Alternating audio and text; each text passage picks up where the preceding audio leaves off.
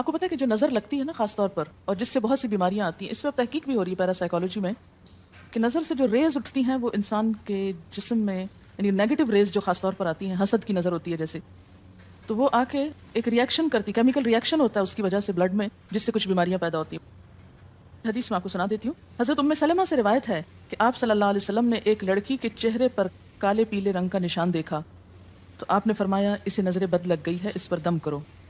حضرت جابر کہتے ہیں کہ آپ صلی اللہ علیہ وسلم نے آل حزم کو سانپ کے ڈسنے کی وجہ سے دم کرنے کی رخصت دی، اور آپ نے اسما بنت امیس سے پوچھا کیا وجہ ہے کہ میرے بھتیجے کمزور ہیں، کیا فقر و فاقہ کا شکار ہیں، یعنی کھانے پینے کے باوجود یہ کیوں کمزور ہیں، کیا ان کو کچھ کھانے کو نہیں ملتا؟ انہوں نے کہا نہیں، بلکہ انہیں نظر بد بہت جلد لگ جاتی ہے، تو آپ نے فرمایا ان پر دم کیا کرو۔ یعنی جس بیماری کی سمجھ میں نہ آئے کہ کھائے پیے بھی انسان جوان بھی ہو لیکن اس کو صحت ہو ہی نہ، کوئی ظاہری سبب معلوم ہی نہ ہو، تو ایسے شخص پر دم کرنا چاہیے۔ حضرت عائشہ صدیقہ کہتی ہیں کہ رسول اللہ صلی اللہ علیہ وسلم نظر بد کی وجہ سے دم کرنے کا حکم دیتے تھے۔ حضرت انس کہتے ہیں کہ آپ صلی اللہ علیہ وسلم نے نظر بد اور بچھو وغیرہ کے ڈسنے سے اور پھوڑوں سے دم کرنے کی اجازت دی، یعنی پھوڑے وغیرہ جو ہوتے ہیں نا اس پر بھی دم کی اجازت دی، تو جسمانی بیماری ہے نا۔ اور نظر کے بارے میں تو یہ بھی کہا گیا ہے، حدیث میں آتا ہے کہ نظر بد کا لگنا حق ہے، انسان کو اونچے پہاڑ سے گرا سکتی، کیونکہ ہوتا کیا ہے کہ جب ایک خاص اینگل سے دیکھا جاتا ہے تو دوسرے انسان کے جسم میں جیسے لرزہ سا آ جاتا ہے نا اور انسان ہل جاتا ہے۔ اس کی دلیل قرآن میں بھی ہے، ایک سورت کے آخر میں آتا ہے وَإِن يَكَادُ الَّذِينَ كَفَرُوا لَيُزْلِقُونَكَ بِأَبْصَارِهِمْ لَمَّا سَمِعُوا الذِّكْرَ، کہ قریب ہے کہ کچھ کافر آپ کو اپنی نگاہوں سے کیا کر دیں، پھسلا دیں جب یہ قرآن سنتے ہیں۔ یعنی وہ سننے نہیں آتے تھے، صرف آپ کو گھورتے رہتے تھے، اور کس لیے گھورتے رہتے تھے؟ تاکہ آپ بول نہ سکیں، آپ لرز جائیں، ڈگمگا جائیں، اپنا کام چھوڑ دیں، بری نیت سے آتے تھے۔ وَيَقُولُونَ إِنَّهُ لَمَجْنُونَ، کہتے ہیں کہ یہ تو مجنون ہو گیا۔ آپ صلی اللہ علیہ وسلم نے فرمایا نظر بد حق ہے، اگر تقدیر سے کوئی چیز سبقت لے جا سکتی ہوتی تو وہ نظر بد ہے۔ پتہ کیسے چلے؟ چل جاتا ہے، پتہ کیوں نہیں چلتا؟ مثلا آپ کا بچہ ہنس رہا تھا، کھیل رہا تھا، دودھ پی رہا تھا کہ اچانک کوئی شخص آیا اور جب وہ اٹھا تو بچے نے شور کرنا شروع کر دیا، اور پتہ چل جاتا ہے۔ بعض اوقات گھر ہی کے لوگوں کی لگ جاتی، بعض اوقات محبت سے بھی لگ جاتی، کہ بچہ کھیل رہا تھا، آپ دیکھتے کہ وہ گر پڑا، اچانک رونا دھونا شروع ہو گیا، سر پٹ گیا۔ حدیث میں آتا ہے نظر بد انسان کو موت تک اور اونٹ کو ہانڈی تک پہنچا دیتی ہے۔ اونٹ کو ہانڈی تک پہنچانے کا مطلب کیا ہے؟ ذبح کرنا پڑ جاتا ہے، تڑپنے لگتا ہے۔ آپ صلی اللہ علیہ وسلم نے فرمایا اللہ کی قضاء اور تقدیر کے بعد سب سے زیادہ نظر بد کی وجہ سے میری امت میں اموات ہوں گی۔ آپ صلی اللہ علیہ وسلم نے فرمایا نظر بد سے اللہ کی پناہ طلب کیا کرو، کیونکہ نظر بد کا لگنا حق ہے۔ اسما بنت امیس نے آپ سے گزارش کی کہ بنو جعفر کو نظر بد لگ جاتی ہے تو کیا وہ ان پہ دم کر سکتی ہیں؟ آپ نے فرمایا ہاں، یعنی ایک عورت بھی دم کر سکتی ہے، اور اگر تقدیر سے کوئی چیز سبقت لے جانے والی ہوتی تو وہ نظر بد ہے۔ آپ نے فرمایا بے شک نظر بد انسان پر اثر انداز ہوتی ہے، حتیٰ کہ اگر وہ ایک اونچی جگہ پر ہو تو نظر کی وجہ سے گر بھی سکتا ہے، یعنی فزیکلی بھی اثر انداز ہوتی ہے۔ اور آپ دیکھیں کہ وہ قرآن پاک میں نہیں آتا وَمِن شَرِّ حَاسِدٍ إِذَا حَسَد، اور حاسد کی شر سے جب وہ حسد کرے، تو نظر بد ہوتی کس کی ہے؟ حاسد کی ہوتی۔ بری نظر کس کی ہوتی ہے؟ حاسد کی۔ تو جو صبح شام 3 دفعہ یہ پڑھتے رہیں ان کو حاسد کچھ نہیں کر سکتے، ان کا کچھ نہیں بگاڑ سکتے، جتنا چاہیں گھورتے رہیں۔ اسی طرح ابن کثیر نے کہا کہ نظر بد کا اللہ کے حکم سے لگنا اور اثر انداز ہونا حق ہے۔ تو جب اللہ کی پناہ لیتے ہیں نا قل اعوذ برب الفلق، قل اعوذ برب الناس، تو آپ نے اللہ کے پناہ لے لی، شیلٹر میں آ گئے آپ۔ اب ہر چیز بیکار ہو رہی ہے، سب نظریں وظریں، اور اگر لگتی بھی ہے انسان کو تو کس سے؟ اللہ کے اذن سے لگتی۔ حافظ ابن حجر کہتے ہیں کہ نظر بد کی حقیقت کچھ یوں ہے کہ ایک خبیث الطبع انسان اپنی حاسدانہ نظر جس شخص پر ڈالے تو اسے نقصان پہنچے۔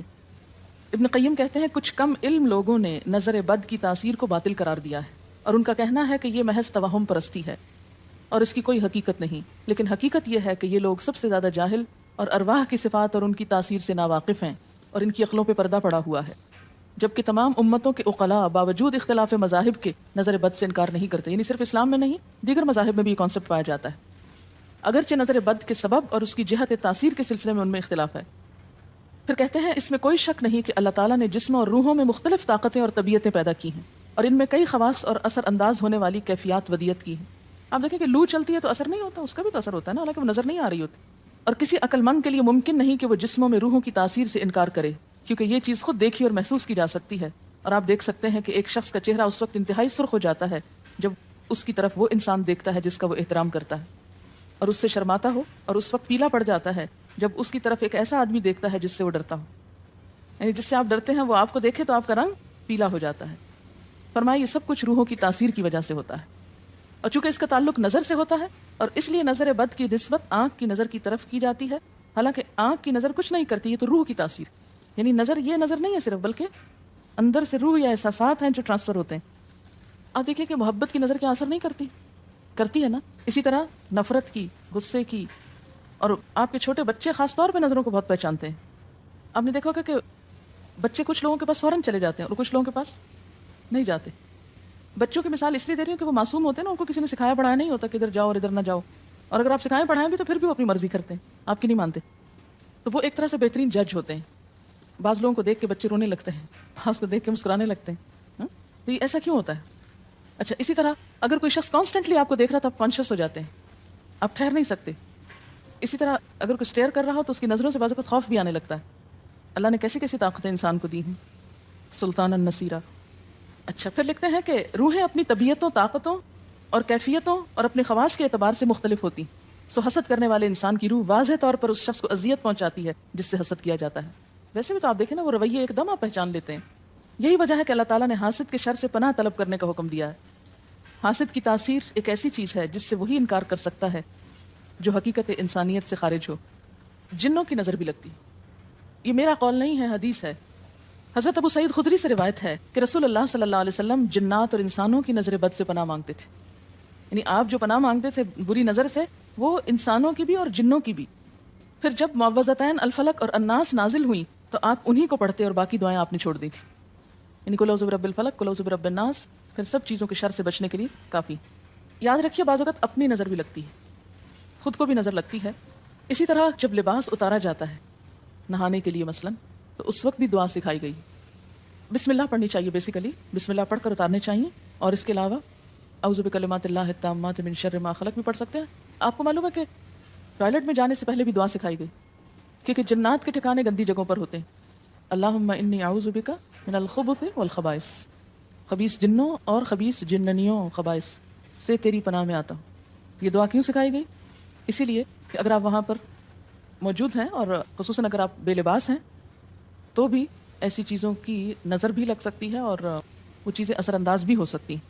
اس لیے بلا ضرورت تنہائی میں بھی بے لباس ہونے سے منع کیا گیا ہے۔ بعض لوگوں کی عادت ہوتی ہے نا کہ وہ نہانے بیٹھتے ہیں تو وہی کپڑے دھونے شروع کر دیتے ہیں، اور نہیں، بس فوراً اپنے آپ کو ڈھانکنے کی کوشش کریں، بلا ضرورت زیادہ دیر بے لباس نہ رہیں۔ ایک حدیث میں آتا ہے، ابو امامہ کہتے ہیں کہ میرے باپ سہل بن حنیف نے غسل کا ارادہ کیا، اور جب قمیص اتاری تو عامر بن ربیعہ ان کی طرف دیکھ رہے تھے۔ ان کا رنگ انتہائی سفید تھا اور جلد بہت خوبصورت تھی۔ عامر نے دیکھتے ہی کہا، میں نے آج تک اتنی خوبصورت جلد کسی کنواری لڑکی کی بھی نہیں دیکھی۔ ان کا یہ کہنا تھا کہ سہل کو شدید بخار شروع ہو گیا، چنانچہ نبی صلی اللہ علیہ وسلم کو یہ قصہ بتایا گیا، اور آپ سے یہ بھی کہا گیا کہ سہل کی حالت یہ ہے کہ وہ سر بھی نہیں اٹھا سکتا۔ آپ نے پوچھا، کیا تمہیں کسی پہ شک ہے؟ انہوں نے کہا، جی ہاں، عامر بن ربیعہ پہ ہو سکتا ہے۔ آپ نے انہیں بلوایا اور ناراضگی کا اظہار کرتے ہوئے فرمایا، تم میں سے کوئی ایک کیوں اپنے بھائی کو قتل کرتا ہے؟ کیا تم بارک اللہ نہیں کہہ سکتے تھے؟ اس لیے اب غسل کرو، اور اس غسل کا پانی کس پہ ڈالا جائے؟ جس کو نظر لگی۔ عامر نے اپنا چہرہ، ہاتھ، کہنیاں، ٹخنے، پاؤں اور اپنی چادر کے اندرونی حصے دھوئے، پھر اسی پانی کو آپ نے سہل کے اوپر پیچھے سے بہا دیا، یہ نہیں کہ اس کے منہ پہ ڈالا، پیچھے سے بہا دیا، اور سہل فوراً ٹھیک ہو گئے۔ اس کا طریقہ بتایا گیا اس غسل کا۔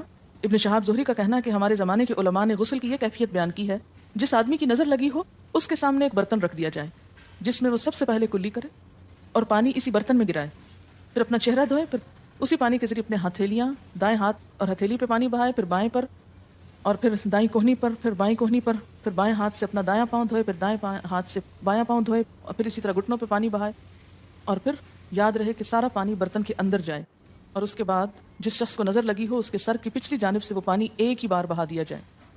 حضرت عائشہ کہتی ہیں کہ جس شخص کو بری نظر لگتی اس کو اسی طرح غسل کروایا جاتا۔ اب بعض اوقات یہ نہیں پتہ چلتا کس کی لگی، ایسی صورت میں پھر طریقہ کیا علاج کا؟ مریض کے سر پہ ہاتھ رکھ کر یہ دعا پڑھی جائے، بسم اللہ ارقیک من کل داء یؤذیک من کل نفس او عین حاسد اللہ یشفیک بسم اللہ ارقیک۔